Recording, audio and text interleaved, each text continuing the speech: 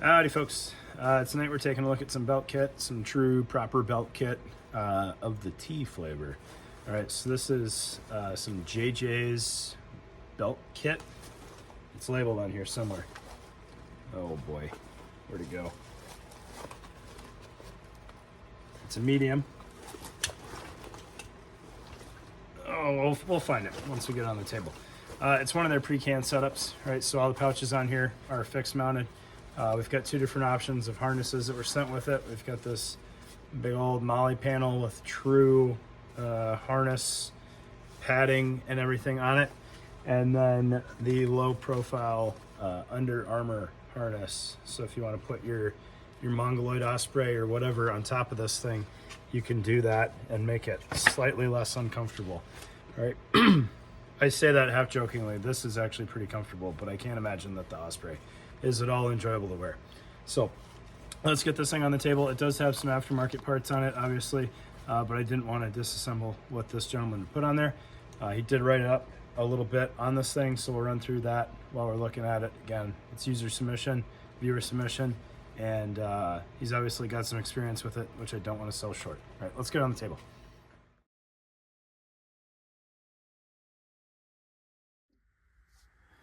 All right, so what we're looking at here, I found the label. It was right where I should have looked. Is the Gen 4 Commander webbing from JayJays.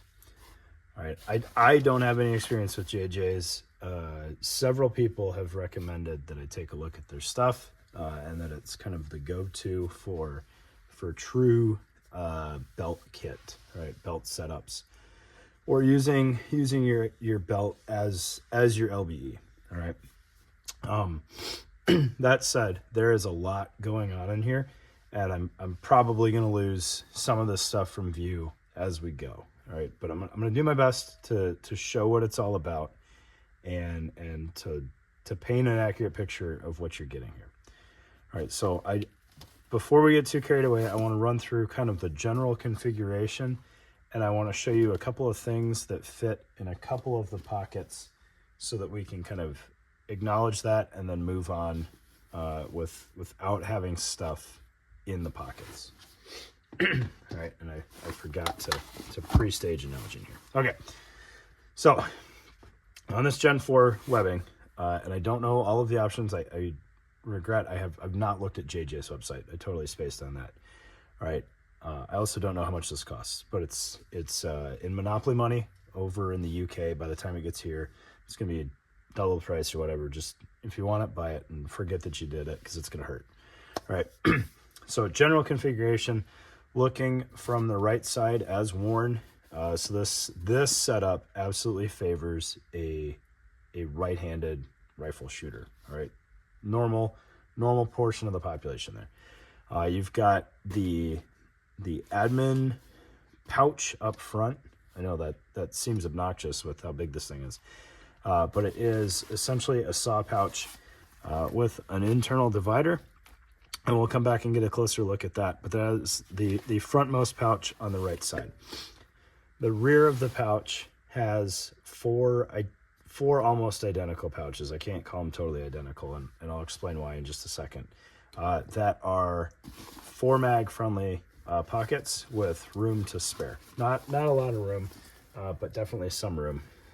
Enough room that you could throw a 5th mag in front, kind of like the old 1956 canteen pouches, right? So you can fit 5 mags in there just fine. We got four PMags kind of sitting the way that they should, and then there's space up front.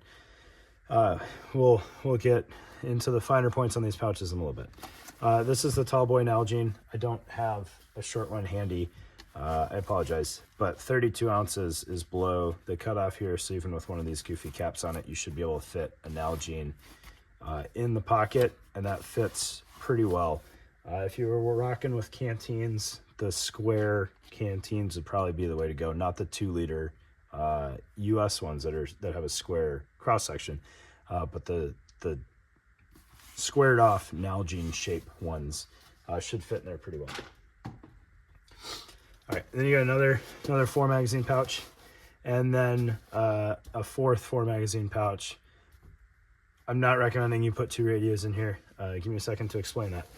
The gentleman that sent this to me fully admitted that this thing is not ideal for carrying a radio in any form or fashion. So these 2 outboard four mag pouches have a tri-glide centered on the top of the pouch, and there is this strap that comes with the belt kit and a side release buckle that is there with the idea that you would put a radio in one of those, tuck the lid inside, use that add-on strap to secure your radio. I threw a radio in here and I thought it was comically oversized for the radio, so just to see how comically oversized, threw 2 radios in there. It kind of fills it out well enough. The strap is definitely not ideal. There's so much travel on this strap that the possibility of it sliding one way or the other, if you don't have both an antenna and a headset coming off of it, is possible. Otherwise, it's riding between those 2 things, possibly putting tension on either of them. Right? But just to see if it fits, we've got a 152 and a 148 in there, and it fits with room to spare. I had also put a commercial Motorola in there just to see, and that bottoms out in the pouch, and there's so much room in there. You could throw 2 mags behind it. Shoot, I don't even know. You might even be able to get a 3rd mag. 3 mags and a radio if you've got a commercial Motorola. That actually fills out the pouch nicely, but it's very deep now. Maybe something to look at. I don't know. I don't think I'd ever want 3 mags and a radio in the same pouch, but if it fits, it ships. All right. Moving on, opposite of the GP pocket, you have 2 triple M4 pouches here. These are the most obviously truly magazine size pockets on the setup. Right there. Really no provision for a buckle on these. It's kind of Velcro only, which makes sense because you'd want at least some mags ready to go. All right, so that is the general layout of this thing. We'll get some props out of the way here and go through some of the finer details.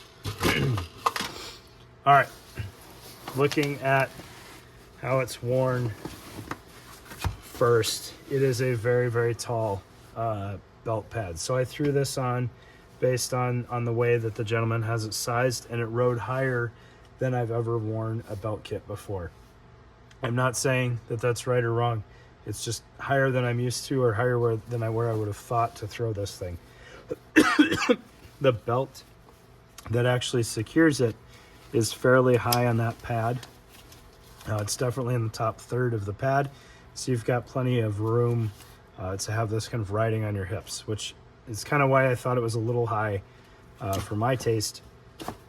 I could have definitely sunk it and gotten it a little bit closer to where my trouser line is, which may or may not be the correct way to wear it.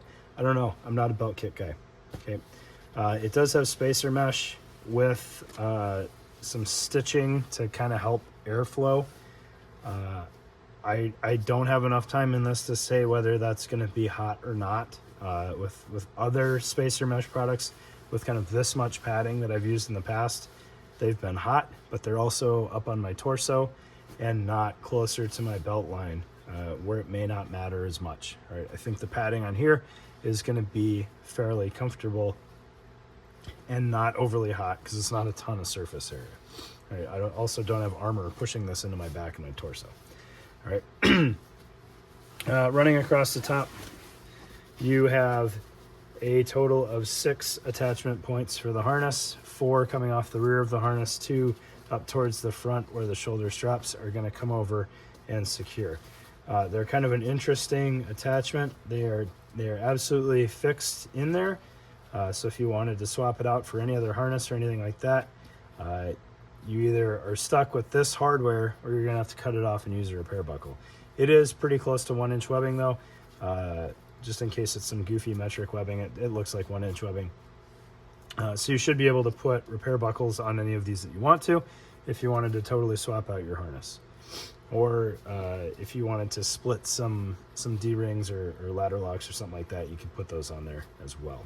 All right, kind of a nice hardware though. It has this rounded opening up top so that if your straps are kind of wanting to favor going, this one's pretty steeply canted off to the side there, it still works out well versus something like a Tri-Glide where it's going to want to shoot straight up. Looking at the pouches a little bit closer here, there is so much room for activities on all of these pouches, and we can kind of see that as we go through here. So this commander's pouch, your admin pouch, set up very much like a traditional saw pouch. So you got 2 rows or 2 columns of pals webbing on the flanks. The front face is left open because you would not want to stack anything else laterally on here. It would get monstrous on you.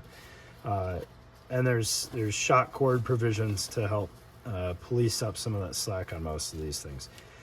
Most of the pockets also have the ability to be secured with Velcro or buckles or both, depending on what you want to do, with sewn in silencing tabs there for the Velcro, which is a nice touch. Inside this one, you have the removable divider. I believe the gentleman that sent this said you could fit 6 magazines in here if you don't use the divider. I think the divider is kind of neat, so it sets you up to have kind of an admin portion in the back and then more of a GP area in the front with some elastic there for writing utensils. You can see it just Velcros in and out. Not an excessive amount of Velcro holding that in. I think a little bit more could have helped to keep it a little bit more shapely.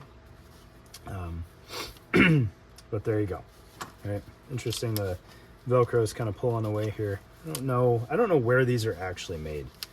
It feels a little Asian. Right? I don't know that that's true. I didn't see any markings on it, but maybe we'll find them as we go. I went through this pretty closely, but there's a lot of nooks and crannies on here. The belt portion is sewn in here. I was able to secure this on myself.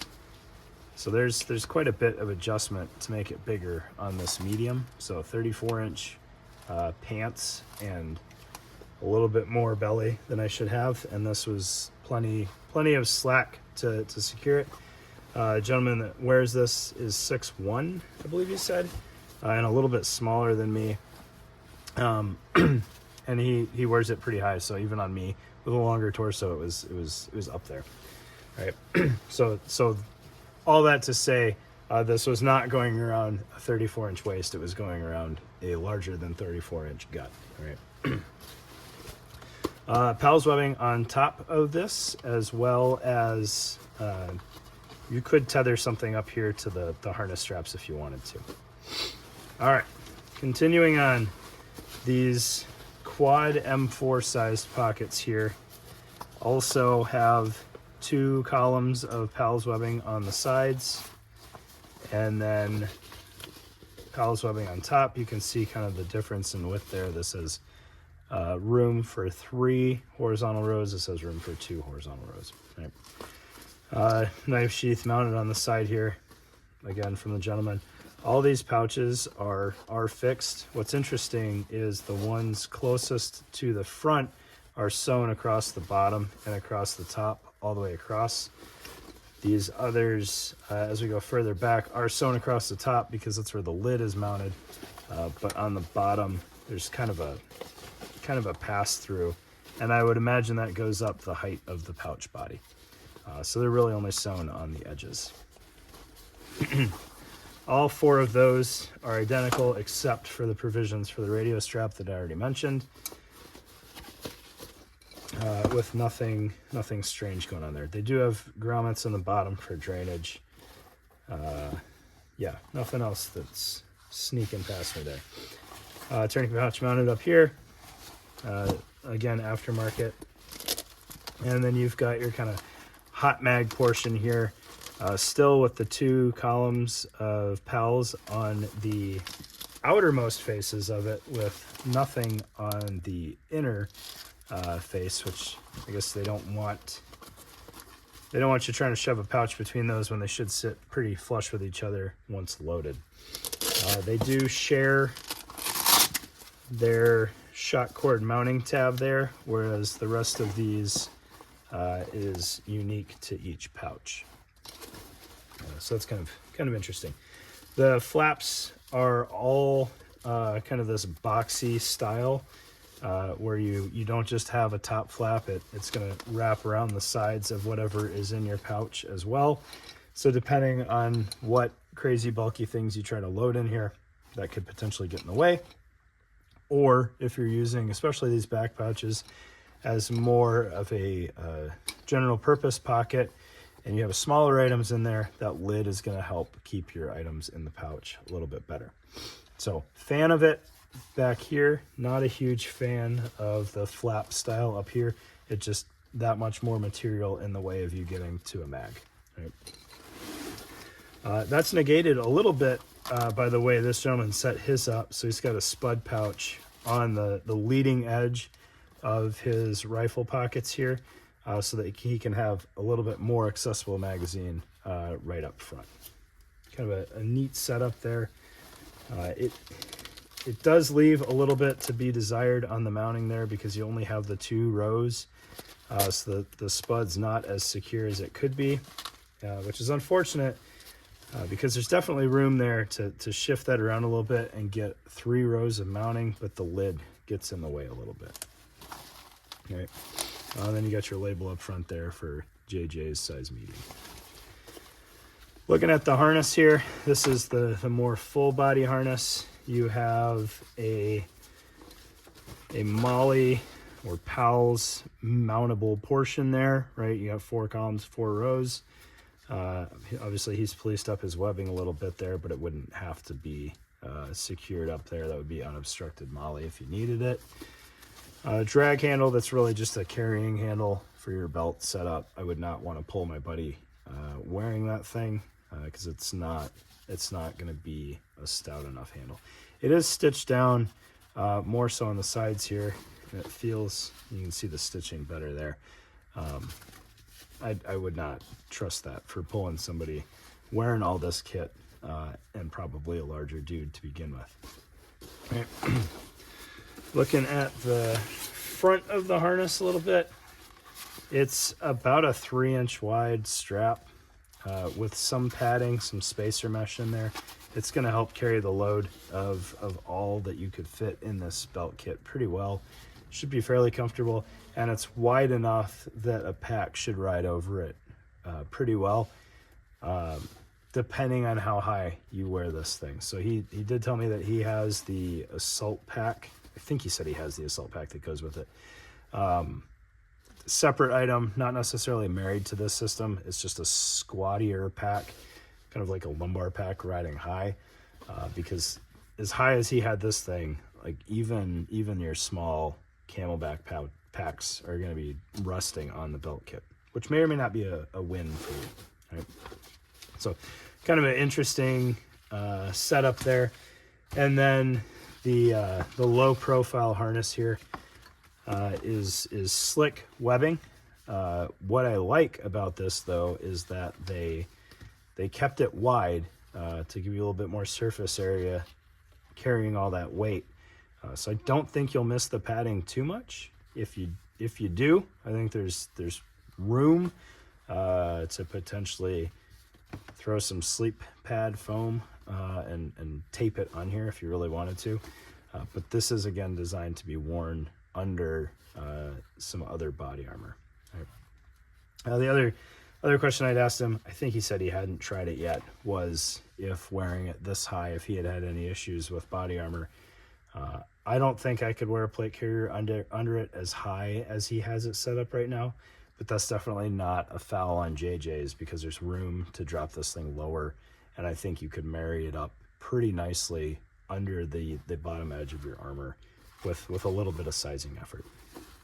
Another interesting aspect of this low profile is that it only has 2 attachment points in the rear, but I don't think that's going to be a showstopper by any means. Especially if you get this thing sized well enough where these front buckles are more or less on the front of your body. Okay. Really cool setup. If belt kit's your thing, I don't think I've ever messed around with a completely fixed pouch setup.